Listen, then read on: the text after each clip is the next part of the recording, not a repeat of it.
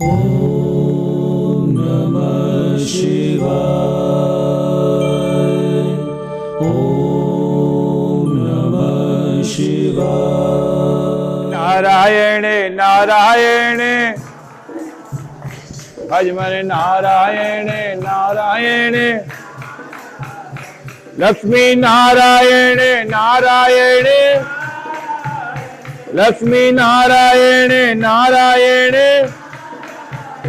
विष्णु नारायण नारायण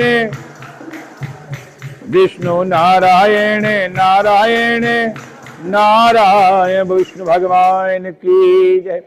कार्तिक भगवान की जय। तुलसा महारानी की जय। और आज से कल से दीपक जगने प्रारंभ हो चुके हैं और ये 5 एकादशी कही जाती हैं। इनमें से किसी भी दिन आप तुलसी विवाह कर सकते हैं। आज इतवार है, रविवार है, तुलसा महारानी को हम स्पर्श भी नहीं करते हैं, तो आज इसलिए तुलसा विवाह नहीं होगा। हमारे इस मंदिर में, सनातन धर्म मंदिर दरबार बाबा मूलाचंद जी महाराज जी के प्रांगण में, मंदिर में कल तुलसा विवाह होगा। ठीक है ना। जो जो सहयोग देना चाहते हैं, तुलसा विवाह में सम्मिलित होना चाहते हैं, वो हमारे भाई विजय कातरा जी से संपर्क कर लेंगे। टाइमिंग रहेगा 3 से 5। ठीक है जी। और जो दीपक, जो हमारे पूर्वज, जो हमारे पुराने यजमान हैं, हमारे परिवार हैं, वो तेल यहाँ पर लेके आए हैं। और जो नए जिगारे हैं उनसे ये विनती है कि दीपक में सिर्फ तेल डालें और 2-2 बूंदे सिर्फ डालिए, और दीपक के साथ छेड़खानी नहीं करनी, उस बत्ती को हिलाना नहीं है, क्योंकि दीपक बुझ जाते हैं। ये काम सिर्फ ब्राह्मण का है, ये ब्राह्मण कर सकते हैं। आप सिर्फ तेल डालिए, उसकी बत्ती को ठीक करना ना करना वो ब्राह्मण का काम है। ब्राह्मण देवता विराजमान है, आप उनको बोलिए, स्वयं उसको छेड़ेंगे फिर वो देखिए खंडित हो जाएगा, तो ये नहीं करना है। और कथा शाम को, जो कार्तिक की ये पंचविघम जो कथा होती है, हमारी भाभी आएंगी, वो कथा यहाँ पर करेंगी। वो शाम को आ जाएंगे, 6-7 बजे करीब आ जाएंगे, तो जिसने कथा सुननी है उसके बाद ही आ सकते हैं। बोले विष्णु भगवान की जय। कार्तिक महात्म का यह 31वां अध्याय बतलाया भगवान ने, प्रभु स्मरण सरल उपाय। भगवान श्री कृष्ण बोले, प्राचीन काल में उज्जैन में एक महापापी और दुरात्मा धनेश्वर नामक ब्राह्मण रहता है। वह रस, चमड़ा और कंबल आदि का व्यापार करता था। वह वैश्यगामी और मदपान आदि बुरे कर्म करता था। क्योंकि वह रात दिन पाप से रत रहता था, इसलिए वह व्यापार में नगर नगर घूमता था। एक दिन महिषामती पुरी, जो राजा महिष के बसाई थी, इसलिए वह राजा के नाम से ही विख्यात थी, उस नगरी के पास ही पाप नाशनी पुण्यकारिणी भगवती नर्मदा बहती है।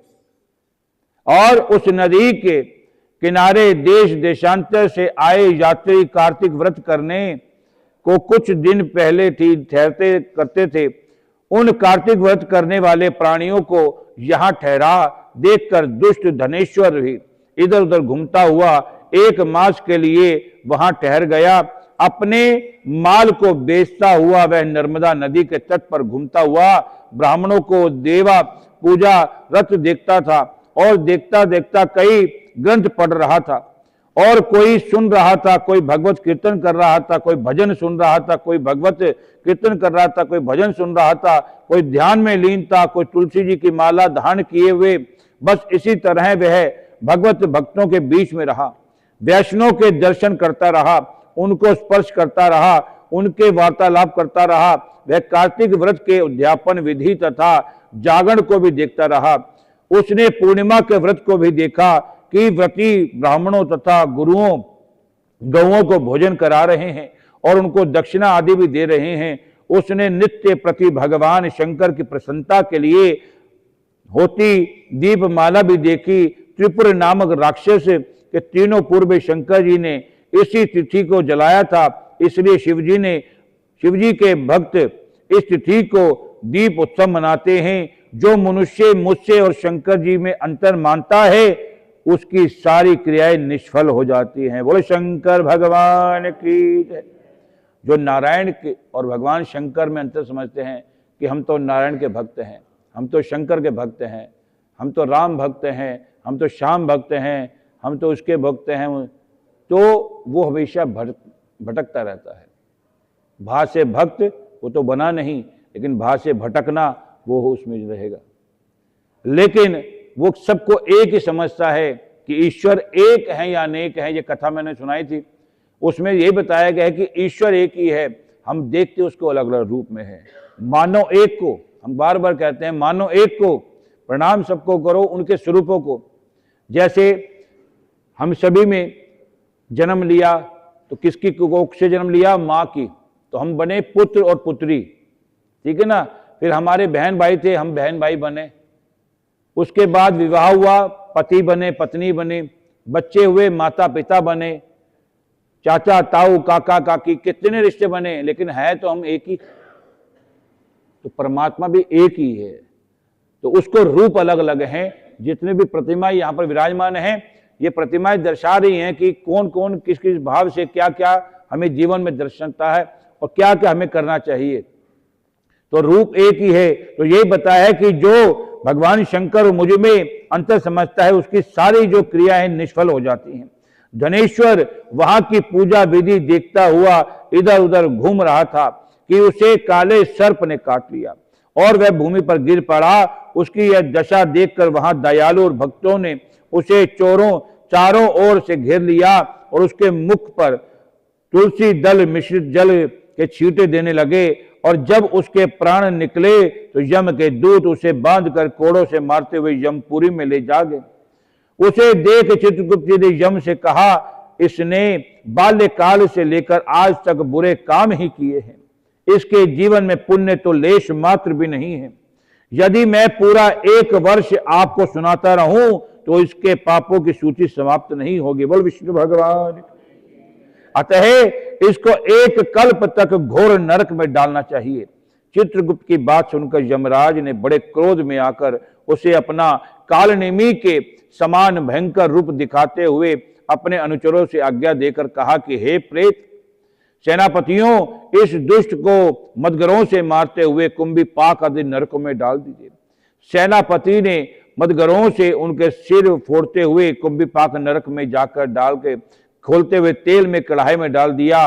प्रेत सेनापतियों ने जो ही तेल के कढ़ाई में फेंका तो लटपटाती हुई आग अपने आप ठंडी हो गई और जैसे कि प्रहलाद को अग्नि में डालने से ठंडी हो गई थी। वह विचित्र घटना देखकर प्रेत सेनापति ने यमराज के पास जाकर सब हाल कह सुनाया।